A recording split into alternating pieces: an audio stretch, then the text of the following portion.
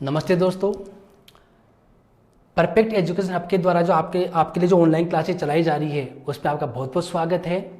पिछली क्लास में हमने राज्यपाल के बारे में अध्ययन किया था कि राज्यपाल का पद क्या होता है, राज्यपाल बनने के लिए क्या क्या योग्यताएं होनी चाहिए, राज्यपाल की नियुक्ति कौन करता है, इन सारी बातों का अपन ने यहाँ पे अध्ययन किया था। मैं आपको वापस एक बार इसका शॉर्ट में दोहरान कार्य कर देता हूँ। मैंने आपको बताया था कार्यपालिका के बारे में, राज्य की कार्यपालिका के बारे में, कि राज्य की जो कार्यपालिका होती है उसका उल्लेख संविधान के भाग 6 में किया गया है। अनुच्छेद 153 से लेकर के 167 के मध्य राज्य की कार्यपालिका का उल्लेख किया गया है। राज्य की कार्यपालिका में मुख्य रूप से राज्य का राज्यपाल, राज्य का मुख्यमंत्री, राज्य की मंत्रिपरिषद और राज्य का जो महाधिवक्ता होता है उसको शामिल किया जाता है। हम शुरुआत अपने की थी राज्यपाल से। राज्यपाल के बारे में मैंने आपको 2 प्रकार की बातें बताई थी। पहली बात तो ये कि अनुच्छेद 153 के तहत प्रत्येक राज्य का एक राज्यपाल होगा। साथ में मैंने आपको यह भी बताया था कि 1956 में जो 7वां संविधान संशोधन किया गया था उसमें व्यवस्था की गई थी कि एक ही व्यक्ति को 2 या 2 से अधिक राज्यों का राज्यपाल बनाया जा सकता है। ठीक है, हमने योग्यताओं का उल्लेख किया था जिसका उल्लेख 157 में किया गया है। केवल 2 ही प्रकार की योग्यताएं होनी चाहिए राज्य का राज्यपाल बनने के लिए। नंबर 1 पे वह भारत का नागरिक हो और नंबर 2 पे 35 वर्ष की आयु को पूरी कर चुका हो। उसके बाद अपने नियुक्ति की बात की थी। नियुक्ति का उल्लेख 155 में किया गया है। मैंने आपको नियुक्ति में यह बताया था कि राज्यपाल की नियुक्ति अनुच्छेद 155 के तहत ही देश के राष्ट्रपति के द्वारा की जाती है और राष्ट्रपति के द्वारा मुख्य रूप से व्यवहार में केंद्र की सिफारिश के आधार पर उसी व्यक्ति को राज्यपाल नियुक्त कर दिया जाता है जिसकी सिफारिश केंद्र सरकार के द्वारा की जाती है। 2 प्रकार की परंपराएं थी। पहली परंपरा, वह व्यक्ति उस राज्य का निवासी नहीं होना चाहिए और दूसरी परंपरा, मुख्यमंत्री की सलाह ले लेनी चाहिए। हमने साथ में यह भी पढ़ा था कि राज्यपाल जब नियुक्त किया जाता है क्या प्रक्रिया होनी चाहिए, कैसे नियुक्त किया जाएगा, उसके बारे में 2 प्रकार के आयोगों का गठन किया गया था। पहले आयोग का नाम था RS सरकारी आयोग जिसका गठन 1983 में किया गया था। 87 में रिपोर्ट आती है जिसमें यह कहा जाता है कि तुरंत प्रभाव से अनुच्छेद 155 में संशोधन किया जाना चाहिए। उसमें यह लिखा जाना चाहिए कि जब भी देश का राष्ट्रपति राज्यपाल की नियुक्ति करे तो वह मुख्यमंत्री की सलाह ले, लेकिन संविधान में कुछ भी नहीं लिखा जाता है, अतः वर्तमान में परंपरा बनी हुई है। दूसरा आयोग गठन किया जाता है 2007 में मनमोहन सिंह सरकार के कार्यकाल में जिसका नाम था मदन मोहन पुंची आयोग। उसने ये सिफारिश की थी कि जब भी राष्ट्रपति राज्यपाल की नियुक्ति करे तो एक कोलेजियम होना चाहिए। उसी कॉलेजियम में टोटल अध्यक्ष सहित 5 मेंबर होने चाहिए। अध्यक्ष होगा देश का प्रधानमंत्री, सदस्य होंगे उपराष्ट्रपति, विपक्ष का नेता लोकसभा का अध्यक्ष और देश का गृह मंत्री। लेकिन उसकी सिफारिश को भी नहीं माना जाता है। जो वर्तमान में परंपरा के रूप में यह माना जा रहा है कि वर्तमान में ना तो मुख्यमंत्री जो होता है उसकी सलाह ले या ना ले ये राष्ट्रपति पर निर्भर करता है और राज्य का निवासी है या नहीं है ये भी राष्ट्रपति पर निर्भर करता है। हम आगे पढ़ते हैं राज्यपाल के बारे में। और हमने योग्यताएं देखी, हमने नियुक्ति देखी, उसके बाद में आप आगे समझिए राज्यपाल को शपथ कौन दिलाता है।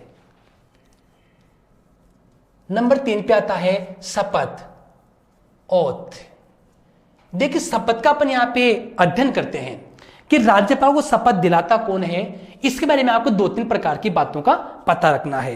पहली बात, राज्यपाल को शपथ जो दिलाई जाती है इसका उल्लेख संविधान के कौन से अनुच्छेद में, एक बात तो ये। दूसरी बात, राज्यपाल को शपथ दिलाता कौन है।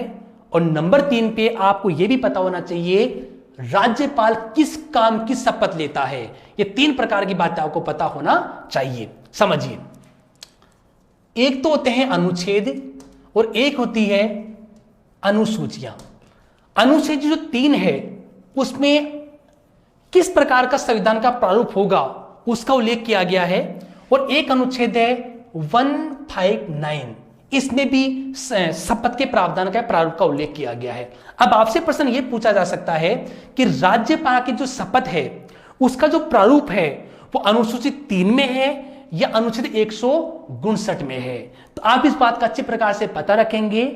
राष्ट्रपति उपराष्ट्रपति और राज्यपाल, ये 3 ऐसे व्यक्ति हैं जिनकी शपथ का जो प्रारूप है वो अनुसूचित 3 में नहीं है। ये बात आपको पता होनी चाहिए। इनकी शपथ का जो उल्लेख है वो अनुच्छेदों में है और इसी क्रम में राज्यपाल की जो शपथ है उसका जो प्रारूप है वो अनुच्छेद 159 में किया गया है। अनुसूची में राज्यपाल की शपथ का कोई प्रारूप नहीं है। ये बात आपको पता होनी चाहिए। एक बात तो ये। दूसरी बात, अब आपको ये भी पता होना चाहिए कि राज्यपाल को शपथ दिलाता कौन है। और यहां पे विद्यार्थी बड़ी गलती कर देते हैं, उनको सब कुछ पता होता है लेकिन जल्दबाजी में सारा मामला गड़बड़ हो जाता है। वो ये समझते हैं कि राज्यपाल की नियुक्ति राष्ट्रपति कर रहा है तो शायद राष्ट्रपति शपथ दिलाता होगा। ऐसा नहीं है। आप इस बात का पता रखेंगे कि राज्यपाल को जो शपथ दिलाई जाती है वह शपथ उसी राज्य का जो हाईकोर्ट है, उसी राज्य का जो उच्च न्यायालय है और उसी उच्च न्यायालय का जो मुख्य न्यायाधीश है, इसी मुख्य न्यायाधीश के द्वारा राज्यपाल को शपथ दिलाई जाती है। और यदि मुख्य न्यायाधीश उस समय उपस्थित नहीं है तो उस हाईकोर्ट का जो सीनियर मोस्ट जज है, जो वरिष्ठतम न्यायाधीश है, उसके द्वारा राज्यपाल को शपथ दिलाई जाती है। यह बात आपको पता होनी चाहिए। आगे आप यहां पे समझने का प्रयास कीजिए। 2 बातें अपन यहां पे पढ़ी। पहली बात तो ये पढ़ी कि राज्यपाल की शपथ का उल्लेख अनुच्छेदों में है, 159 में है। दूसरी बात अपन ने यहां पे ये पढ़ी कि राज्यपाल को जो शपथ दिलाई जाती है वो हाईकोर्ट के मुख्य न्यायाधीश के द्वारा दिलाई जाती है, संबंधित राज्य का हाईकोर्ट या जो सीनियर जज होता है उसके द्वारा इसको शपथ दिला दी जाती है। अब सबसे इंपॉर्टेंट बात तो यहां पे ये आती है, 159 में ये लिखा हुआ है, या ये आप जानने का प्रयास कीजिए और परीक्षा में प्रश्न बन जाता है, राज्यपाल किस काम की शपथ लेता है। देखिए कितना अच्छा प्रश्न बन सकता है आपकी परीक्षा में। आपसे प्रश्न ये पूछा जा सकता है, राज्यपाल की शपथ के बारे में गलत कथन को छांटिए। नंबर 1, राज्यपाल अनुच्छेद 159 के तहत शपथ लेता है। नंबर 2, राज्यपाल को संबंधित राज्य का हाईकोर्ट के मुख्य न्यायाधीश के द्वारा शपथ दिलाई जाती है।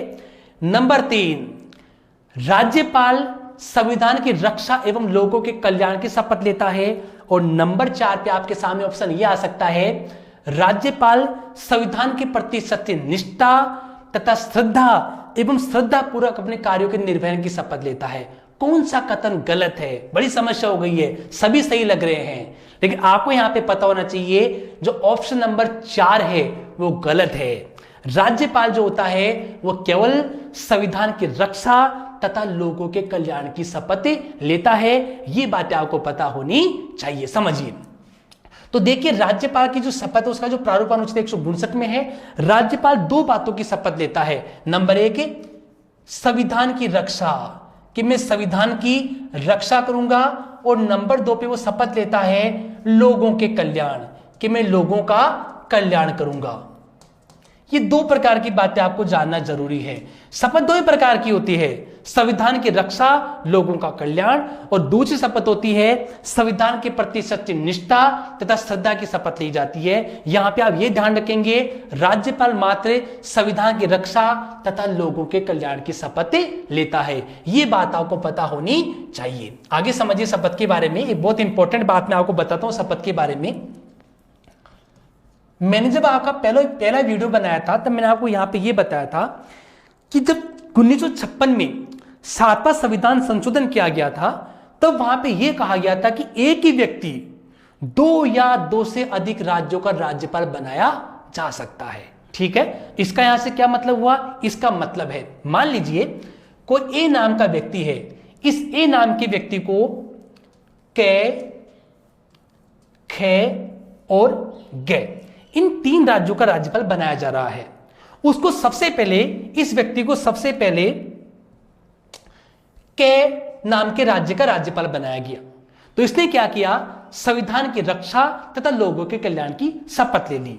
मुझे आप ये बताइए, यदि इसी व्यक्ति को इस राज्य का भी कार्यभार दिया जा रहा है तो क्या यह व्यक्ति पुनः शपथ लेगा? क्या ये वापिस शपथ लेगा या इससे काम चल जाएगा? ऐसे प्रश्न परीक्षा में बन जाते हैं।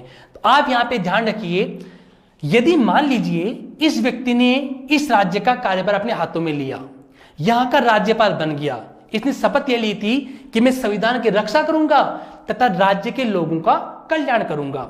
अब यदि मान लीजिए ये यहां का भी राज्यपाल नियुक्त कर दिया जाता है और शपथ नहीं लेता है, तो बताइए क्या ये यहां के राज्यों के लोगों का कल्याण करेगा? क्या नहीं करेगा। इसी वजह से हमारे भारतीय संविधान में साफ साफ ये लिखा हुआ है कि जब भी कोई एक व्यक्ति एक राज्य का राज्यपाल हो और उसे किसी दूसरे या तीसरे राज्य का भी कार्यभार दे दिया जाता है तो उसे पुनः शपथ लेनी पड़ती है और इसी राज्य का जो हाईकोर्ट का मुख्य न्यायाधीश है वो उसको शपथ दिलाता है। वह संविधान की रक्षा तथा यहाँ के राज्य के लोगों के कल्याण की शपथ भी लेता है। ये बात आपको पता होनी चाहिए। तो ये थी शपथ। हमने शपथ में 3-4 प्रकार की बातों का अध्ययन किया। नंबर 1 पे शपथ का जो उल्लेख किया गया है वो 159 में किया गया है। राज्यपाल को शपथ हाईकोर्ट के मुख्य न्यायाधीश के द्वारा दिलवाई जाती है और यदि वो ना हो तो जो सीनियर जज है वो शपथ दिला देता है। हमने शपथ के बारे में आगे ये भी पढ़ लिया है कि जो राज्यपाल होता है वो संविधान की रक्षा तथा लोगों के कल्याण की शपथ लेता है। हमने ये भी पढ़ा कि जब एक ही व्यक्ति को किसी दूसरे राज्य का भी कार्यभार दे दिया जाता है तो भी उसको शपथ लेनी पड़ती है। ये बात आपको पता होनी चाहिए। शपथ के बाद में सबसे इंपॉर्टेंट जो बात आती है जिसके लिए सभी व्यक्ति कार्य करते हैं वो आता है वेतन, सैलरी। वेतन एवं शर्तें, 2 प्रकार की बातें आप पढ़ेंगे। मैंने आपको 157 में योग्यताएं बताई थी। अब 158 में 2 प्रकार की बातें आप पढ़ेंगे कि राज्यपाल का वेतन कितना होता है, राज्यपाल के वेतन का निर्धारण कौन करता है, कौन या कहां से राज्यपाल को वेतन मिलता है, और दूसरी बात है राज्यपाल का जो पद होता है उसके लिए क्या क्या शर्तें होनी चाहिए, क्या क्या कंडीशंस होनी चाहिए राज्यपाल के पद के लिए। हम पहले वेतन की बात कर लेते हैं। देखिए राज्यपाल के अपन यहां पे वेतन की बात करें तो आपको पहली बात का ये पता होना चाहिए कि राज्यपाल का जो वेतन है उसका जो उल्लेख किया गया है, वेतन भत्ते पेंशन सभी का जो उल्लेख किया गया है वो 158 में किया गया है। एक बात तो ये। दूसरी बात आपसे ये पूछी जा सकती है कि राज्यपाल का वेतन कितना होगा, राज्यपाल के भत्ते पेंशन कितनी होगी, इन सब बातों का निर्धारण कौन करता है, कौन ये निश्चित करता है कि राज्यपाल का वेतन कितना हो, राज्यपाल के पेंशन और भत्ते कितने हो, इन सारी बातों का निर्धारण कौन करता है। तो हमारे भारतीय संविधान में साफ साफ लिखा हुआ है कि अनुच्छेद 158 के तहत राज्यपाल का क्या वेतन होगा, क्या पेंशन भत्ते होंगे, इन सारी बातों का जो निर्धारण किया जाता है वो भारतीय संसद के द्वारा किया जाता है। ये बात आपको अच्छी प्रकार से पता होनी चाहिए क्योंकि वहां पे ऑप्शन आ सकते हैं कि राज्यपाल के वेतन का निर्धारण किया जाता है। ऑप्शन ए भारतीय संसद के द्वारा, ऑप्शन नंबर 2 सर्वोच्च न्यायालय के द्वारा, ऑप्शन 3 उसी राज्य के मुख्यमंत्री के द्वारा, ऑप्शन 4 उसी राज्य की विधानसभा के द्वारा। तो आपको अपना उत्तर देना है संसद के द्वारा। राज्यपाल राज्य में कार्य कर रहा है लेकिन वेतन का निर्धारण कौन कर रहा है, संसद यहां पे इसके वेतन का निर्धारण करती है। ये बातें आपको पता होनी चाहिए। आपको यहाँ पे एक बात का पता और होना चाहिए, और यदि वो प्रश्न बन जाता है तो वहां पे विद्यार्थी बड़ी गलती कर देते हैं। गलती क्या करते हैं वो भी समझिए। मैंने भी आपको ये बताया कि एक ही व्यक्ति 2 या 2 से अधिक राज्यों का राज्यपाल बनकर के रह सकता है। ठीक है, शपथ उसको दोबारा लेनी पड़ेगी। यदि मान लीजिए कोई ए नाम का व्यक्ति है और ये 2 राज्यों का राज्यपाल है, के नाम के राज्य का राज्यपाल है और खे नाम के राज्य का राज्यपाल है। ये यहां पे जब कार्य कर रहा था इसको वेतन मिल रहा था, निर्धारण संसद ने कर दिया था वेतन का। यदि मान लीजिए अब ये यहां का भी राज्यपाल बन जाता है, इसको यहां का भी कार्यभार दे दिया जाता है, तो अब इसका वेतन कितना होगा, अब इसके वेतन का निर्धारण कौन करेगा, ये सारी बातें आपको पता होनी चाहिए। जब ये एक ही राज्य का राज्यपाल होता है तो वेतन का निर्धारण भारतीय संसद के द्वारा किया जाता है, लेकिन जब ये 2 या 2 से अधिक राज्यों का राज्यपाल होता है तो फिर वेतन की व्यवस्था क्या होती है, ये बातें आपको जानना जरूरी है। तो आप यहाँ पे समझिए, जब एक ही व्यक्ति 2 या 2 से अधिक राज्यों का राज्यपाल बनकर के रहता है तो इसका जो वेतन का अनुपात है, अनुपात जो होगा वेतन का, वो तय किया जाता है देश के राष्ट्रपति के द्वारा। क्योंकि उसमें यह निर्धारण किया जाता है कि जो दोनों राज्य हैं ये दोनों राज्य मिलकर के राज्यपाल को वेतन देंगे और इसका निर्धारण कौन करेगा, देश का राष्ट्रपति करेगा। यह बात आपको पता होना चाहिए। अब वो वेतन कितना होगा, कौन सा राज्य कितना देगा, इन सारी बातों का निर्धारण कौन करता है, राष्ट्रपति करता है। तो आप इन दोनों बातों को समझने का प्रयास कीजिए। यदि आपसे प्रश्न ये पूछा जाता है कि राज्यपाल के वेतन भत्ते पेंशन का निर्धारण कौन करता है, उत्तर होगा संसद करती है। और आपसे प्रश्न ये पूछा जाता है कि जब एक ही व्यक्ति 2 या 2 से अधिक राज्यों का राज्यपाल बनकर के रहता है तो उसके वेतन का निर्धारण कौन करता है, कितना वेतन मिलेगा ये निश्चित कौन करता है, उत्तर हो जाएगा देश का राष्ट्रपति करता है। ये सारी बातें आपको पता होनी चाहिए और इन सारी बातों का जो उल्लेख किया गया है वो अनुच्छेद 158 में किया गया है। साथ ही साथ में अनुच्छेद 158 में राज्यपाल के लिए क्या क्या शर्तें होनी चाहिए, इन सारी बातों का भी उल्लेख किया गया है। अब आप आगे ये समझिए कि राज्यपाल बनने के लिए, कि राज्यपाल के लिए कौन कौन सी कंडीशंस होती है, कौन कौन सी शर्तें होती है, ये सारी बातें जानना आपके लिए बहुत जरूरी है और जिनका उल्लेख 158 में ही किया गया है। समझिए कंडीशन, शर्तें, क्या क्या शर्तें होती है राज्य का राज्यपाल बनने के लिए, वो भी आप यहां पे समझिए। देखिए शर्तें और योग्यता अलग अलग प्रकार की होती है। मैंने आपको जब योग्यताएं बताई थी तो मैं दो ही योग्यता बताई थी राज्यपाल बनने के लिए। नंबर 1 पे भारत का नागरिक हो, नंबर 2 पे 35 वर्ष की आयु को पूरी कर चुका हो। लेकिन जो शर्तें होती है इस पद के लिए वो क्या होती है, वो भी आप समझने का प्रयास कीजिए। देखिए पहली शर्त ये होती है, संविधान में साफ साफ ये लिखा हुआ है कि किसी भी विधानसभा का जो एमएलए होता है और भारतीय संसद का जो एमपी होता है, मेंबर ऑफ पार्लियामेंट, इनको भी राज्यपाल नियुक्त किया जा सकता है। अर्थात वर्तमान में जो कोई एमएलए है या वर्तमान में कोई एमपी है यानी विधायक और सांसद है, इनको राज्य का राज्यपाल राष्ट्रपति नियुक्त कर सकता है। तो शर्त में यह लिखा हुआ है कि जब इनको राज्यपाल नियुक्त किया जाएगा और जब ये राज्यपाल की शपथ ले लेंगे उसी दिन से इनका पद अपने आप ही खाली मान लिया जाएगा। इनको इस्तीफा देने की आवश्यकता नहीं है। ये जो पद है मेरे एमपी का, इसको अपने आप ही ये स्वतः ही इसको रिक्त मान लिया जाता है। ये बात आपको पता होनी चाहिए। ये शर्तों में लिखा हुआ 158 में, ये इसकी पहली शर्त मानी जाती है। एक बात तो ये। दूसरी अपन यहां पे बात देखते हैं जो मैं आपको बता चुका कि राज्यपाल का जो वेतन होता है उसका निर्धारण कौन करता है, भारतीय संसद करती है। यह भी आपको पता होना चाहिए। दूसरी कंडीशन है। तीसरी कंडीशन देखिए, बहुत इंपॉर्टेंट तीसरी कंडीशन मानी जाती है। पहली कंडीशन, एमएलए एमपी को राज्यपाल बनाया जा सकता है जब ये अपने पद की शपथ ले लेते हैं, राज्यपाल की पद की शपथ ले लेते हैं, इनका पद अपने आप ही स्वतः ही समाप्त मान लिया जाता है। राज्यपाल के वेतन और जो भत्ते होते हैं उसका निर्धारण भारतीय संसद के द्वारा किया जाता है। तीसरी इंपॉर्टेंट बात यह होती है, पद पर रहते हुए, जब राज्यपाल अपने पद पे है तो पद पर रहते हुए राज्यपाल का जो वेतन है उस राज्यपाल के वेतन में किसी प्रकार की कोई हानिकारक कटौती नहीं की जा सकती है, किसी प्रकार की कोई हानिकारक परिवर्तन नहीं किया जा सकता है। यह भी आपको पता होना चाहिए। एक बात का विशेष रूप से ध्यान रखेंगे, प्रश्न ये बने, क्या राज्यपाल के वेतन में परिवर्तन किया जा सकता है? क्या किया जा सकता है? राज्यपाल के वेतन को बढ़ाया जा सकता है, लेकिन पद पर रहते हुए राज्यपाल के पद में किसी प्रकार का कोई हानिकारक परिवर्तन नहीं किया जा सकता है। ये सारी बातें आपको पता होनी चाहिए। तो ये कुछ शर्तें थी राज्यपाल के पद के बारे में जिनका आपको पता होना चाहिए। पहली कंडीशन थी, एमएलए एमपी को राज्यपाल नियुक्त किया जा सकता है जब वो अपने पद की शपथ लेते हैं, उनका पद स्वतः समाप्त मान लिया जाता है। नंबर 2 पे राज्यपाल का जो वेतन होता है उसका निर्धारण भारतीय संसद के द्वारा किया जाता है। और नंबर 3 पे जो इंपॉर्टेंट है कि पद पर रहते हुए राज्यपाल के वेतन में किसी प्रकार का कोई हानिकारक परिवर्तन नहीं किया जा सकता है। ये बात आपको पता होनी चाहिए।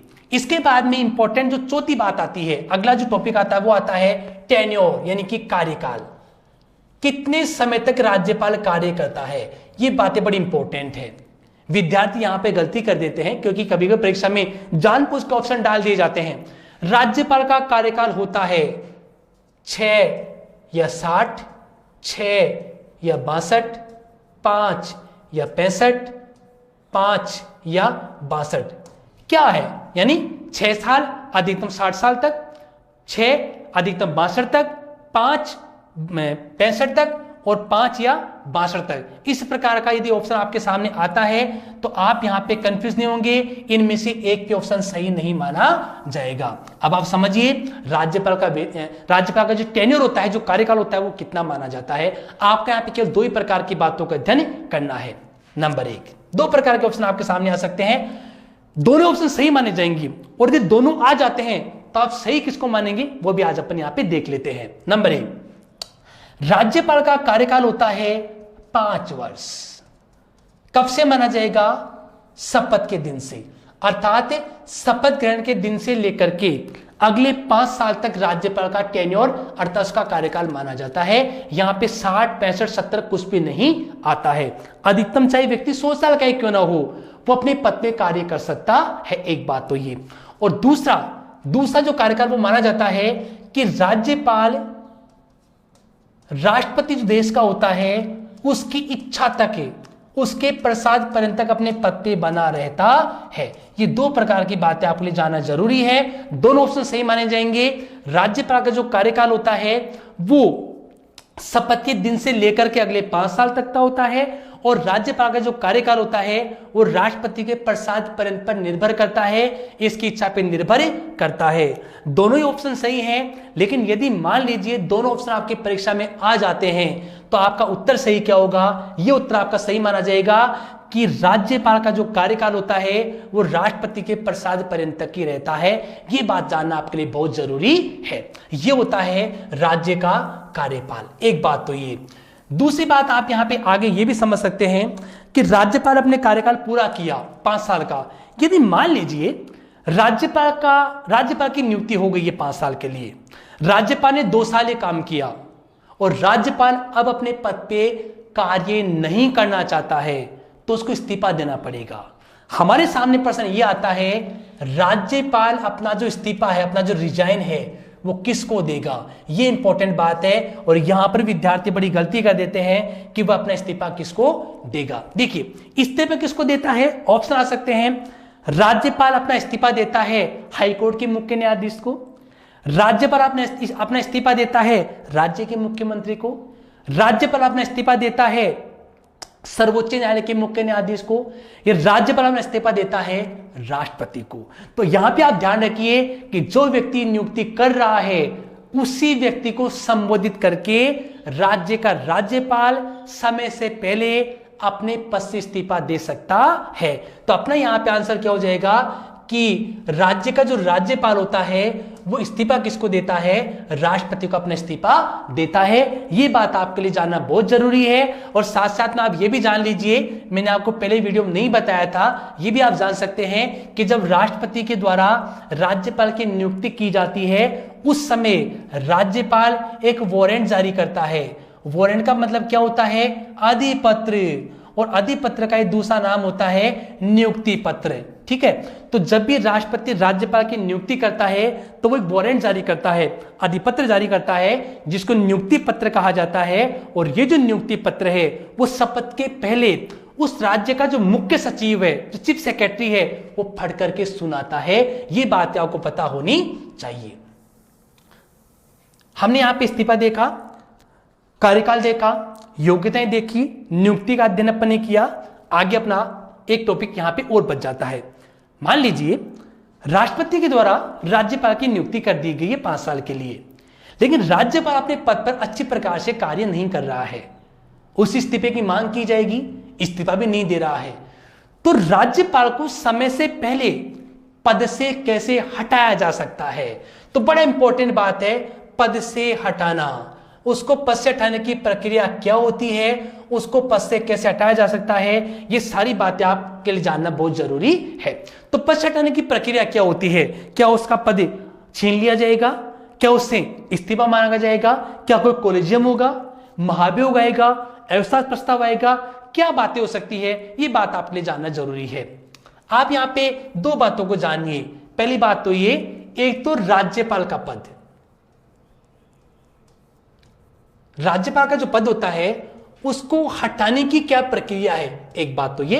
और दूसरी बात है, देश का जो प्रधानमंत्री होता है, प्रधानमंत्री बनने के लिए क्या क्या योग्यताएं होनी चाहिए, इन दो बातों का हमारे भारतीय संविधान में कोई उल्लेख नहीं किया गया है कि प्रधानमंत्री बनने के लिए क्या क्या योग्यताएं होनी चाहिए और राज्यपाल को हटाने की क्या प्रक्रिया भारतीय संविधान में है। इसका किसी प्रकार का कोई उल्लेख भारतीय संविधान में नहीं है। इस विषय में हमारा भारतीय संविधान मौन है। तो फिर किस प्रकार से राज्यपाल के पद को या राज्यपाल को अपने पद से हटाया जाएगा, यह भी आप यहां पे समझ सकते हैं। एक ही बात आपको यहां पे ध्यान रखनी है कि पद से हटाने की प्रक्रिया होती है कि देश का राष्ट्रपति जब भी चाहे तभी राज्यपाल को उसके पद से हटा सकता है। किसी प्रकार का कोई प्रावधान नहीं है भारतीय संविधान में। क्या प्रक्रिया होती है, क्या मेथड होता है, क्या हो सकता है हटाने के बारे में कोई भी बात नहीं लिखी हुई है। बस यहाँ पे साफ साफ ये लिखा हुआ है कि राष्ट्रपति राज्यपाल को उसके पद से हटा सकता है, उसके पद को छीन सकता है। एक बात तो ये, मान लीजिए आपसे प्रश्न ये पूछ लिया जाए कि राष्ट्रपति के द्वारा राज्यपाल को पद से हटा दिया गया, क्या इस बात को राज्यपाल कोर्ट में चैलेंज कर सकता है क्या, सुप्रीम कोर्ट में चैलेंज कर सकता है क्या कि मुझे क्यों हटाया गया? कर सकता है। राज्यपाल इस बात को सुप्रीम कोर्ट में चैलेंज कर सकता है कि उसे क्यों हटाया जा रहा है, लेकिन ऐसा व्यवहार में होता नहीं है। तो पद से हटाने में क्या होता है? पद से हटाने में राज्यपाल को राष्ट्रपति के द्वारा उसके पद से हटाया जा सकता है। ये सारी बातें आपको पता होनी चाहिए। इसी साथ में राज्यपाल के बारे में जो विशेष बातें थी वो समाप्त होती है कि राज्यपाल का पद क्या होता है, राज्यपाल के लिए योग्यताएं क्या क्या होनी चाहिए, राज्यपाल की नियुक्ति कौन करता है, राज्यपाल को शपथ कौन दिलाता है, राज्यपाल का कार्यकाल कितना होता है, राज्यपाल का वेतन क्या होता है, पद के लिए शर्तें क्या होती है, राज्यपाल किसको अपना इस्तीफा देता है, राज्यपाल को पद से हटाने की प्रक्रिया क्या है। हमने इन सारी बातों का यहाँ पे अध्ययन किया। अब आगे इंपॉर्टेंट बातें चालू होती है राज्यपाल के कार्य, फंक्शंस ऑफ गवर्नर। राज्यपाल के कौन कौन से कार्य होते हैं, राज्यपाल कौन कौन से कार्य संपादित करता है, हम आगे यहाँ पे ये पढ़ लेते हैं। देखिए, राज्यपाल के अपन यहाँ पे कार्यों की बात करें तो राज्यपाल के बहुत सारे कार्य होते हैं। वैसे देखा जाए तो राज्य की जो कार्यपालिका होती है उस कार्यपालिका का जो मुखिया होता है, जो प्रधान होता है, एक प्रकार जो संवैधानिक जो प्रधान होता है वो राज्यपाल ही माना जाता है। हमारे भारतीय संविधान में बहुत सारे अनुच्छेद है जिसमें राज्यपाल के कार्यों का उल्लेख किया गया है। इसी क्रम में एक आर्टिकल है 154 एक अनुच्छेद है जिसमें राज्यपाल के कार्यों का उल्लेख किया गया है। अनुच्छेद 104 में साफ साफ ये लिखा हुआ है कि राज्य का जो राज्यपाल होता है यह राज्यपाल राज्य की जो कार्यपालिका होती है इस कार्यपालिका का मुखिया होता है, कार्यपालिका का संवैधानिक प्रधान होता है। यह बात आपको पता होनी चाहिए। जिस प्रकार से मैंने आपको बताया था, जिस प्रकार से केंद्र की कार्यपालिका का मुखिया राष्ट्रपति होता है उसी प्रकार से राज्य की जो कार्यपालिका है उसका मुखिया राज्यपाल होता है। और इसी वजह से राज्य की कार्यपालिका के जितने भी कार्य हैं, राज्य के कार्यपालिका की जितनी भी शक्तियां हैं, उन सभी शक्तियों का उपयोग कौन करता है? राज्यपाल करता है। कार्यपालिका के सभी कार्य कौन करता है? राज्यपाल करता है। या राज्यपाल किसी के माध्यम से इन कार्यों को संपादित करवाता है, इन शक्तियों का उपयोग करवाता है। ये बातें आपको पता होनी चाहिए। तो वापिस समझ सकते हैं अपन यहाँ पे अनुच्छेद 154 के तहत राज्य का राज्यपाल राज्य की कार्यपालिका का संवैधानिक मुखिया होता है, संवैधानिक प्रधान होता है। और इसी नाते, इसी वजह से कार्यपालिका के पास में जितने कार्य होते हैं, जितनी शक्तियां होती है, उन सभी को राज्यपाल या तो खुद कार्य करता है, कुछ शक्तियों का उपयोग करता है, या किसी के माध्यम से कार्य करवाता है और शक्तियों का उपयोग भी करवाता है। ये सारी बातें आपको पता होनी चाहिए। राज्यपाल के जितने भी कार्य हैं उन सभी कार्यों को अनुच्छेदों में सम्मिलित किया गया है। किस अनुच्छेद में राज्यपाल का कौन सा कार्य होता है, किस अनुच्छेद में राज्यपाल का कौन सा कार्य होता है, ये सारी बातें साफ साफ संविधान में लिखी हुई है। आज के अपन कक्षा यहीं तक सीमित रखेंगे। अगली कक्षा में, जो कि आपके बहुत इंपॉर्टेंट आपकी कक्षा हो सकती है, परीक्षा में यदि प्रश्न अक्सर पूछा जाता है वो राज्यपाल के कार्य से पूछे जाते हैं। अगली क्लास में अपन यही पढ़ेंगे राज्यपाल के कौन कौन से कार्य होते हैं, किस अनुच्छेद में राज्यपाल का कौन सा कार्य है। आप अगली क्लास को देखिए, इस क्लास को अच्छी प्रकार से पढ़िए। यदि आपके समझ में नहीं आ रहा है आप मुझे कमेंट करके बता सकते हैं कि हमें ये बात नहीं आ रही है, हम इसको वापस से अध्ययन कर लेंगे। अगली क्लास में हम पढ़ेंगे राज्यपाल के कौन कौन से मुख्य मुख्य कार्य होते हैं, राज्यपाल के कौन कौन सी मुख्य मुख्य शक्तियां होती है और राज्यपाल के कौन कौन से मुख्य मुख्य विशेषाधिकार होते हैं। धन्यवाद।